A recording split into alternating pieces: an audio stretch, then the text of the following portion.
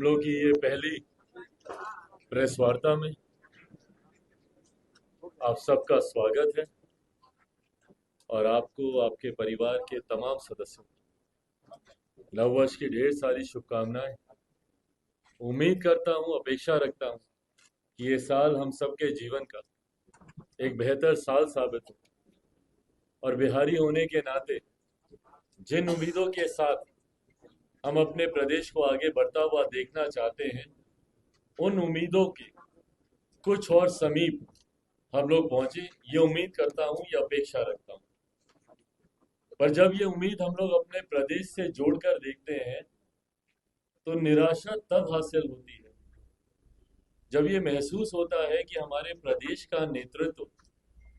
सिर्फ और सिर्फ अपनी महत्वाकांक्षाओं को लेकर आगे बढ़ रहा है, ना कि बिहार को आगे लेकर जाने की सोच रखता है। मेरी समझ के परे है, दशकों से क्या मतलब सदियों से देश में चुनाव होते रहे, हमारे प्रदेश में चुनाव होते रहे, पर मैंने कभी ऐसा अनुभव नहीं किया कि किसी राज्य का मुख्यमंत्री चुनाव में इतने व्यस्त हो जाएं कि वो अपनी जिम्मेदारियों को निभाना तक भूल जाए। आप पिछले एक साल से लगभग इस बात को नोटिस कीजिएगा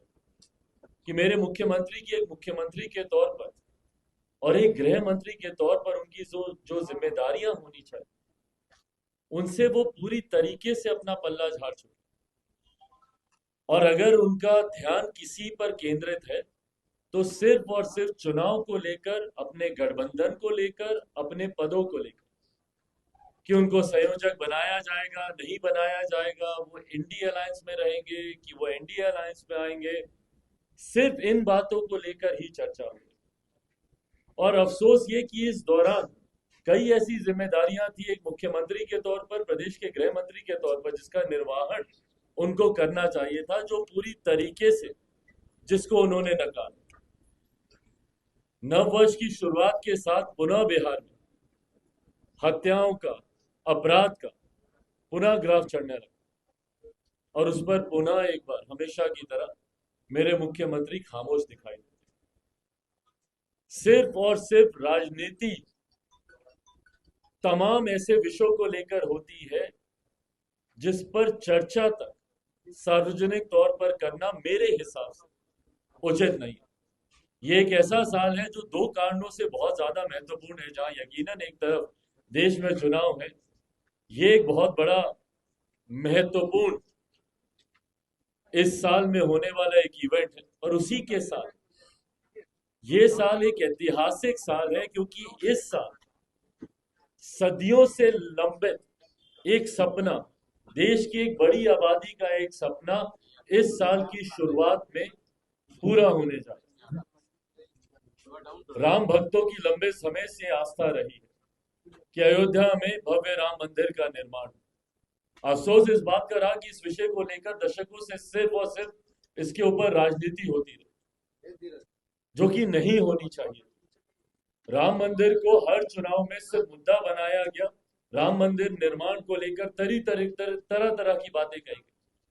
पर हकीकत है कि इसको लेकर सांप्रदायिकता तो खूब फैलाई गई, पर कभी भी इसके निर्माण को लेकर कोई ठोस कदम नहीं उठाया गया। पर आज जब ठोस कदम उठा लिया गया है और न सिर्फ मंदिर का निर्माण कार्य पूरा है, बल्कि आगामी 22 तारीख देश के प्रधानमंत्री जी के द्वारा उसका उद्घाटन किया जा रहा है, रामलला की मूर्ति की वहां पे स्थापना की जा रही है, प्राण प्रतिष्ठा उसकी की जा रही है। इसको भी लेकर अब अलग अलग तरीके की राजनीति हुई। एक लंबा समय तो पहले इसके निर्माण को लेकर राजनीति हुई, अब इसके उद्घाटन को लेकर राजनीति हो रही है। किसको निमंत्रण दिया जा रहा है, किसको निमंत्रण नहीं दिया जा रहा है, इसको लेकर जिस तरीके की बयानबाजी चल रही है, और ये मेरी समझ के परे है कि बिहार के नेताओं, बल्कि आपको तो खुश होना चाहिए भैया, हम लोग माता सीता के प्रदेश से आते,